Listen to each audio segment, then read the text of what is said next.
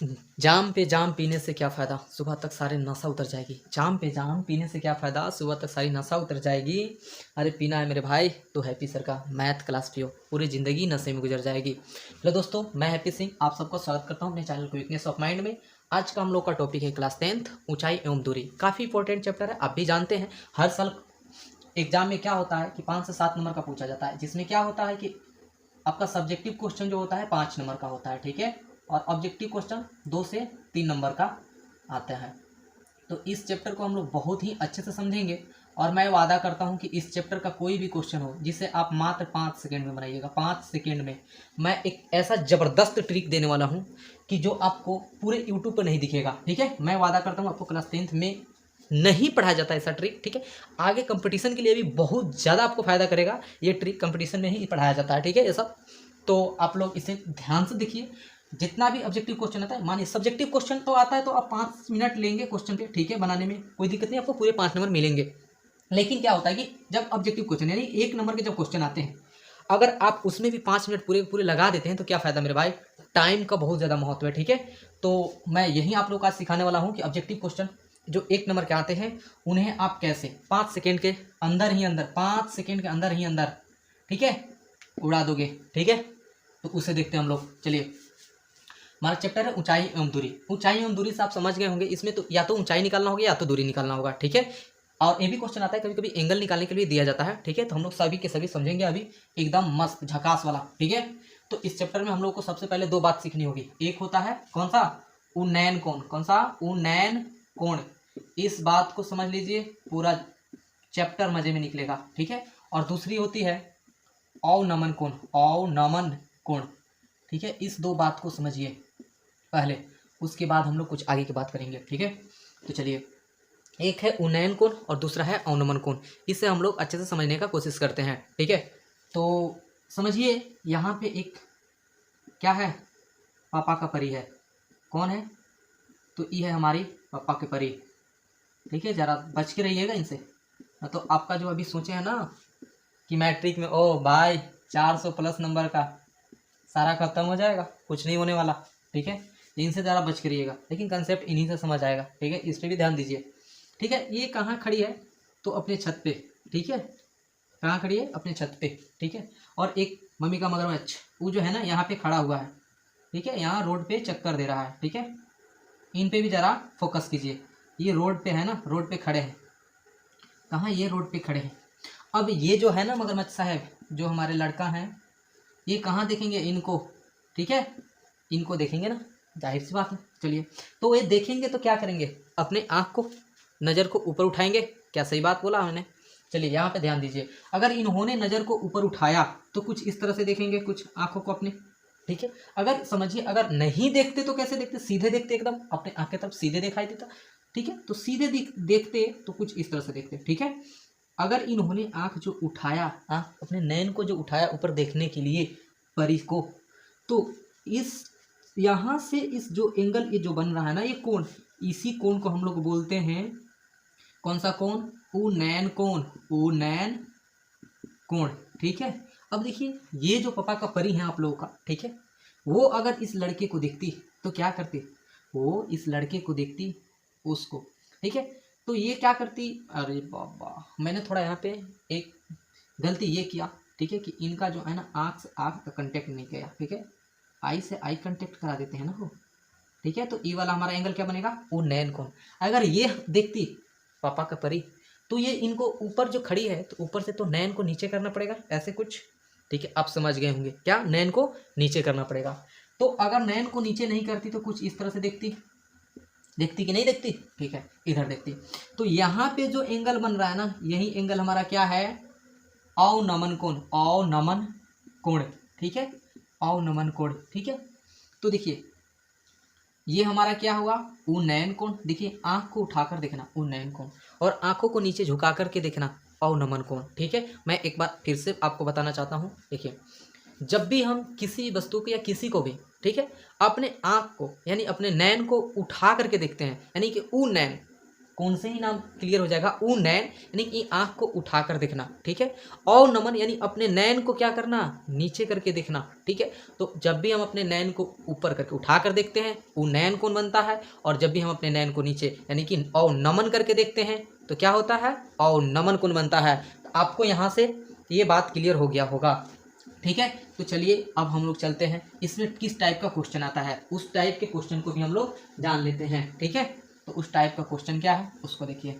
इसमें मात्र 2 टाइप का क्वेश्चन बनता है, ठीक है। दोनों टाइप का क्वेश्चन एकदम धुआं की तरह उड़ेगा। देखो पहला जो होता है ना, कुछ इस टाइप से क्वेश्चन आता है कि हमारा ये ट्रेंगल हो गया, ठीक है। यहाँ पे मान लीजिए 30 डिग्री है और यहाँ पे है हमारा 60 डिग्री, ठीक है।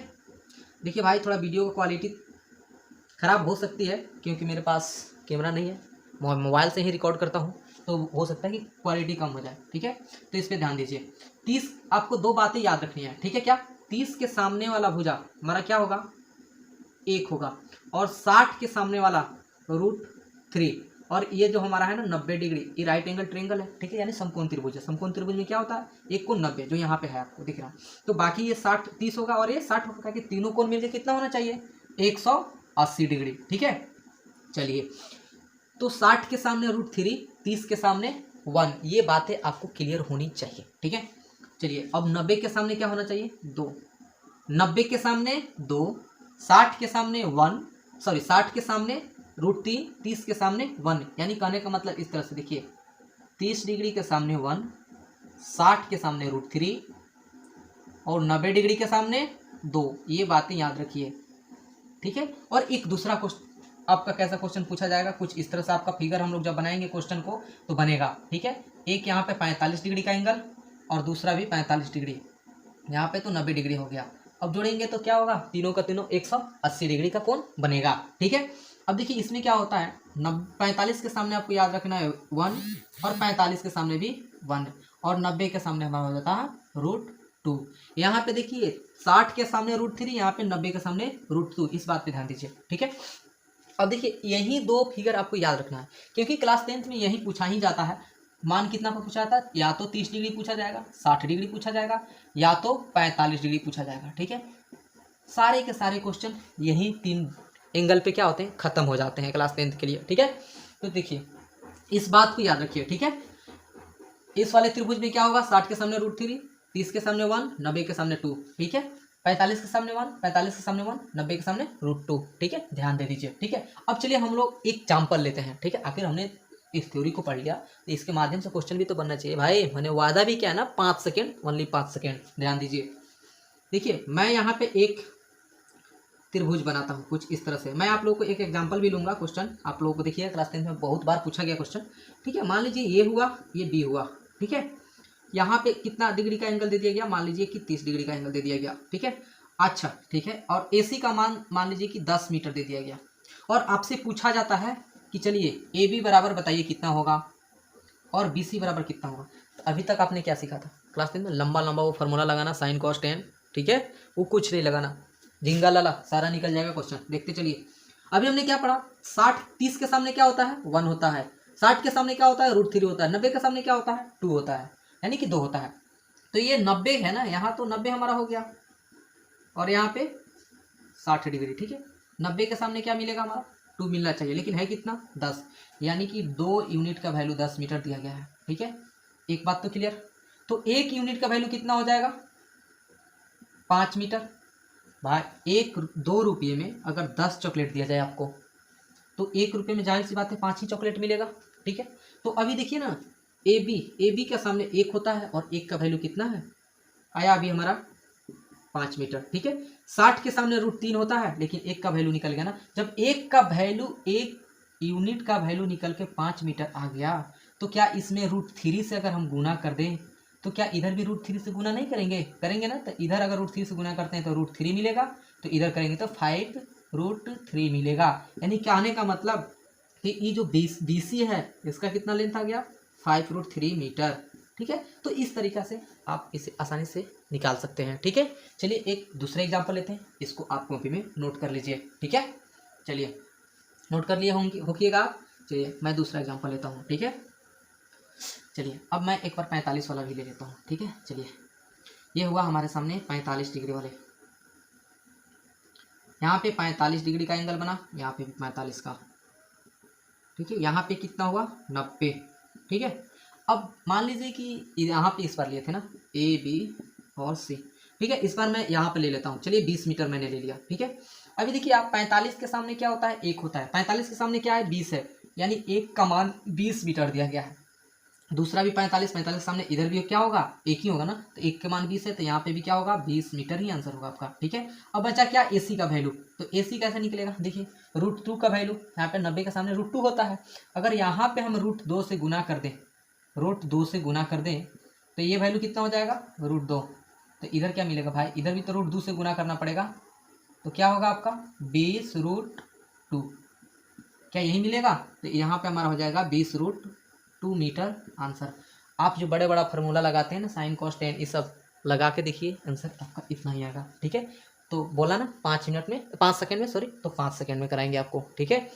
अब चलिए एक क्लास 10th का ही क्वेश्चन है, उससे हम लोग कर लेते हैं आराम से, बहुत ही अच्छे तरीका से, ठीक है। देखिएगा ऑब्जेक्टिव के लिए, ठीक है, कितना खतरनाक होता है। मैं थोड़ा बुक ले लूँ, ठीक है।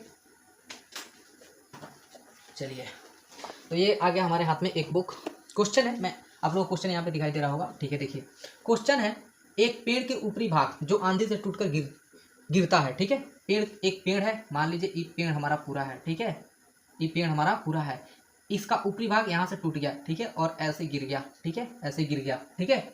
और बोला क्या, भूमि से 30 डिग्री का कोण बनाता है, लीजिए ये हमारा भूमि है और यहाँ पे हमने 30 डिग्री का कोण बनवा दिया। ये हमारा पहले था पेड़, ठीक है, इसलिए मैं डॉट डॉट कर दिया इसको, ठीक है, यानी यही भाग गिर गया था।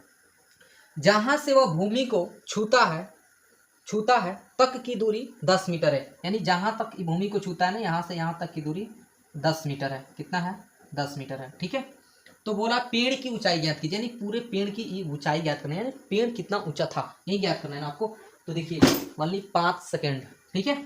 अब ध्यान दीजिए, मान लीजिए यहाँ से A B C और हमने D माना, ठीक है। हमारा पूरा पेड़ का ऊंचाई क्या होगा, क्या होगा AC, A से लेके C तक हमारा पूरा पेड़ का ऊंचाई है, ठीक है। लेकिन यही AB भाग तो गिरा है ना, AB भाग ही तो क्या है BD बना है, क्योंकि ऊपर वाला ही तो टूट के आया है ऊपर वाला, तो AB भाग क्या है बना है BD बना है, यानी कि हम लोग AB बराबर क्या BD बोल सकते हैं, ठीक है। कोई दिक्कत नहीं होनी चाहिए आपको, ठीक है। यहाँ तक आपको समझ आया, तो आगे देखिए, यहाँ 30 है तो क्या यहाँ पे 60 डिग्री का कोण बनेगा, अगर यहाँ 60 बनता है तो क्या यहाँ पे 90 होगा आपका, ठीक है।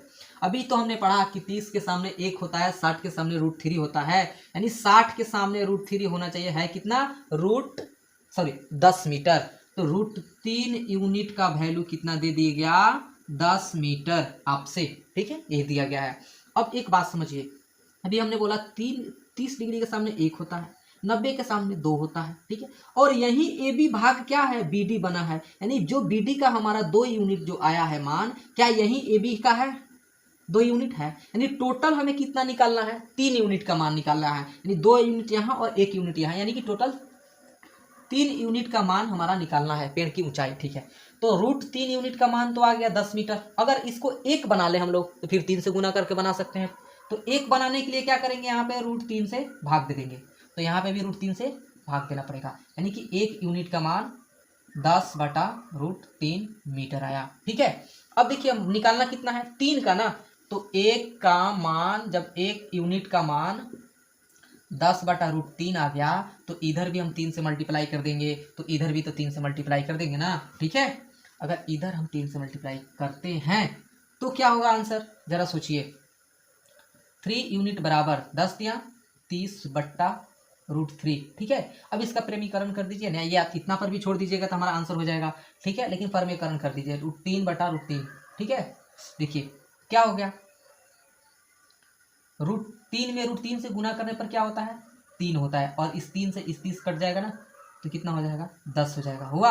अब हमारा आंसर क्या आया कि 10√3 मीटर, यही तो हमारा आंसर हुआ ना 3 यूनिट का, ठीक है। यानी पूरी AB की पेड़ की AC की लंबाई कितनी थी, AC यहाँ पे है ना AC, तो AC बराबर हो गया 10√3 मीटर, ठीक है।